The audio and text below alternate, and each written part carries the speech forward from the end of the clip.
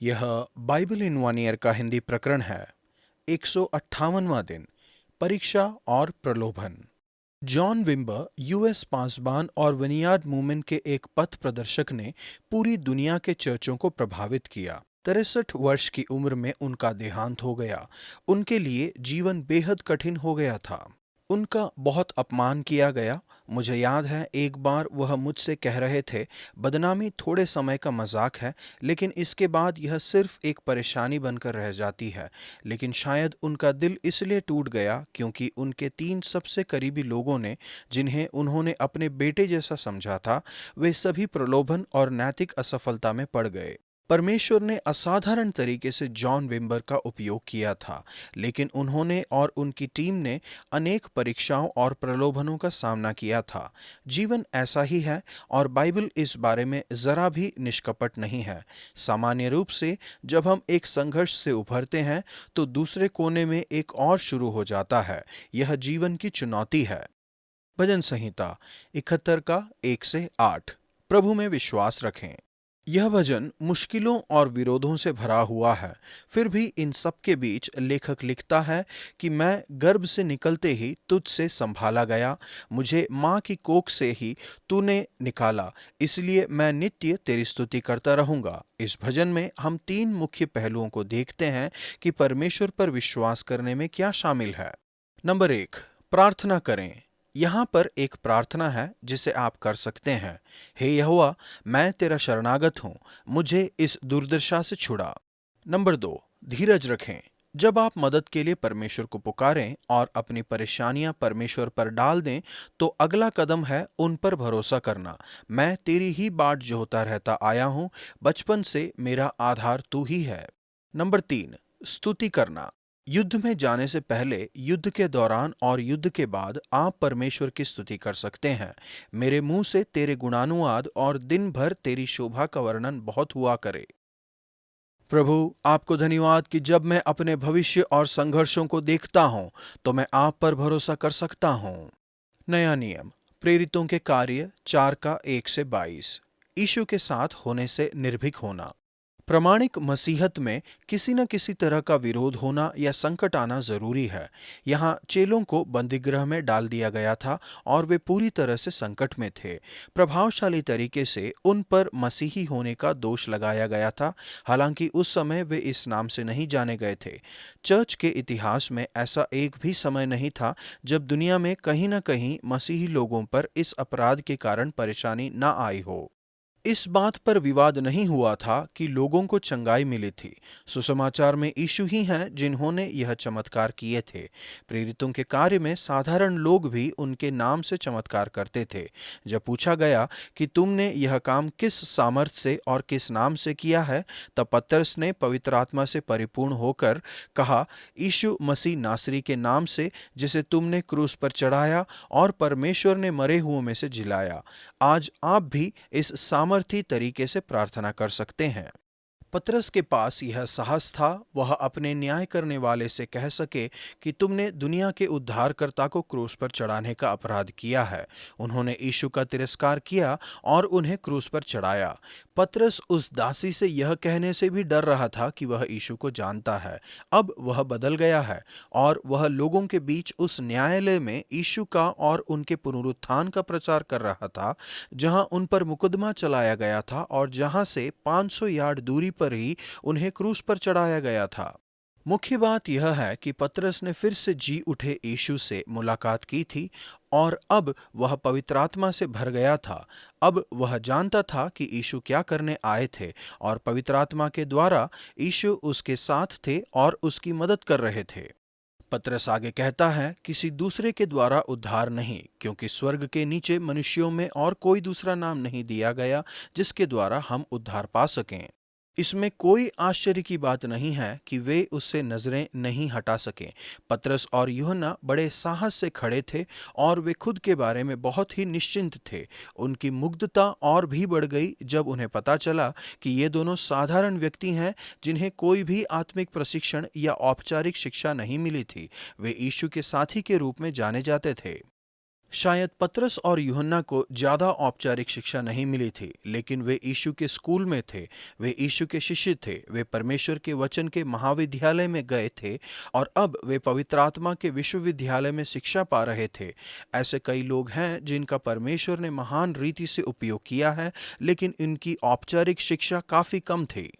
पतरस और यूहन्ना को धमकी दी गई थी कि वे यीशु के बारे में न कहें, लेकिन उन्होंने जवाब दिया कि यह तो हमसे नहीं हो सकता कि जो हमने देखा और सुना है वह न कहें।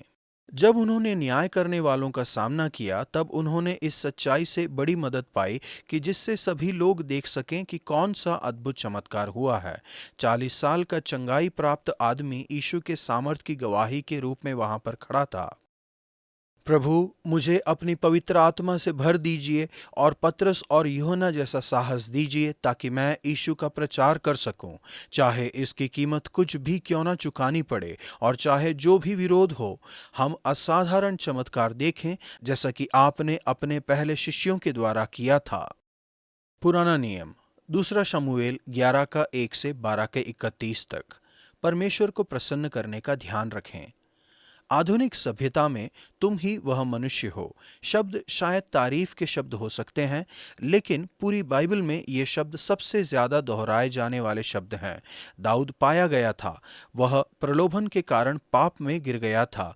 यह उसने गुप्त में किया था और उसने सोचा कि उसे किसी ने नहीं देखा, लेकिन परमेश्वर ने सब कुछ देख लिया था। बाइबल के श्रेष्ठ कथन में हमें बताया गया है कि दाऊद ने जो किया उससे प्रभु अप्रसन्न हुए। क्या गलत हुआ था? अक्सर यह बताया गया कि दाऊद की पहली गलती यह थी कि वह यरूशलेम में ठहरा रहा। यदि वह अपने लोगों के साथ युद्ध में लड़ने गया होता तो घर में बैठकर लालसा से अभिभूत होने के बजाय वह जरूर कुछ करता। जॉन अक्सर कहा करते थे, खाली बैठकर अच्छे बने रहना मुश्किल है। जब हम पूरी तरह से व्यस्त हों और सही स्थान पर हों तो लालसा में पड़ने का अवसर काफी कम होता है। दाऊद धीरे धीरे फिसलता गया। छत पर से उसको एक स्त्री जो अति सुंदर थी नहाती हुई दिखाई पड़ी। उसमें अब तक कोई पाप नहीं था, केवल लालसा थी। फिर भी उसे वासना से भरे व्यभिचार को त्याग देना चाहिए था, क्योंकि उसने उसके साथ सोने के लिए एक योजना बनाई और उसने एक घिनौना पाप किया। हालांकि उस समय के हिसाब से अन्य राजाओं ने जो किया था उसके मुकाबले यह कुछ भी नहीं था। फिर उसने इसे छिपाने के लिए एक और योजना बनाई जो सफल नहीं हुई। आखिरकार इसका अंत उरिया की हत्या से हुआ। जैसा कि अक्सर होता है, पाप और बड़ा पाप कराता है और इसे छिपाना मूल पाप से भी बुरा था। दाऊद नातान के शब्दों से पूरी तरह पिस गया होगा। तू ही वह मनुष्य है। इस्राएल का परमेश्वर यहोवा यूं कहता है कि मैंने तेरा अभिषेक किया, मैंने तुझे बचाया, मैंने तुझे सब कुछ दिया और यदि यह थोड़ा था तो मैं तुझे और भी बहुत कुछ देने वाला था। तूने यहोवा की आज्ञा तुच्छ जानकर क्यों वह काम किया जो उसकी दृष्टि में बुरा है। दाऊद केवल बुरी तरह से चूका नहीं था, बल्कि उसे यह अच्छी तरह से समझ लेना चाहिए था।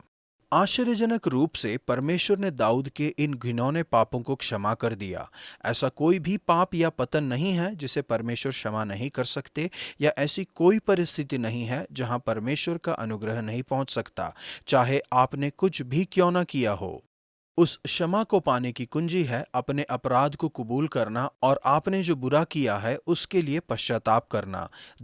जब दाऊद के पाप करने पर प्रभु ने उसे क्षमा कर दिया था और शाऊल, जिसे प्रभु ने क्षमा नहीं किया था, के बीच यही फर्क है। जबकि शाऊल ने खुद को न्यायोचित बताने की कोशिश की, दाऊद ने सब कुछ कबूल कर लिया। उसने कहा, मैंने परमेश्वर के विरुद्ध पाप किया है।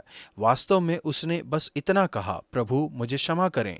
क्षमा पाना यानी हमारे कार्य के परिणामों को दूर करना नहीं है। दाऊद के लिए इसका परिणाम बहुत भारी था। इसके परिणाम स्वरूप उसका बच्चा मर गया और परमेश्वर ने उसे चेतावनी दी कि उसके हिंसक कार्य के कारण अब यह तलवार तेरे घर से कभी दूर न होगी। दाऊद के पाप का परिणाम बहुत लंबे समय तक रहा। फिर भी यह दाऊद का अंत नहीं था। परमेश्वर ने उसे त्यागा नहीं। हालांकि उसका बेटा मर गया, फिर भी आशा बनी रही। एक दिन वे फिर से इकट्ठा हो जाएंगे। मैं तो उनके पास जाऊंगा, परंतु वह मेरे पास लौट ना आएगा। केवल इतना ही नहीं, परमेश्वर ने दाऊद को एक और पुत्र दिया और वह परमेश्वर का प्रिय था। यह घटना एक चेतावनी और प्रोत्साहन है। यह हमारे लिए चेतावनी है कि हम अपने जीवन की जिम्मेदारी लें, अपने चारों ओर सीमा बांधने की, परीक्षा में पढ़ने से पहले प्रार्थना करने और मदद पाने की। यदि आप गिर गए हैं तो दाऊद की तरह अपना पाप कबूल कीजिए, पश्चाताप कीजिए, यदि जरूरत पड़े तो शोक मनाइए और फिर अपने जीवन में आगे बढ़िए, वह पाने के लिए जो परमेश्वर ने आपके लिए रखा है। हम सब अक्सर गड़बड़ी करते हैं। परमेश्वर क्षमा कर देंगे, वह आपको फिर से बहाल करेंगे, वह हमें फिर से आशीषित करेंगे। प्रभु, मेरे मन की और अपने सभी लोगों के मन की रक्षा कीजिए ताकि हम आपके प्रति विश्वास योग्य बने रहें। दूसरा सामुएल 11 का 12। हम अपनी असफलताओं को ढकना चाहते हैं, लेकिन परमेश्वर ये सब देखते हैं। आज का वचन, क्योंकि हे प्रभु यहोवा, मैं तेरी ही बाट जोता आया हूँ। बचपन से मेरा आदर तू है। मैं गर्भ से निकलते ही तुझसे संभाला गया। मुझे माँ की कोख से तू ही ने निकाला। इसीलिए मैं नित्य तेरी स्तुति करता रहूंगा। भजन संहिता 71:5-6।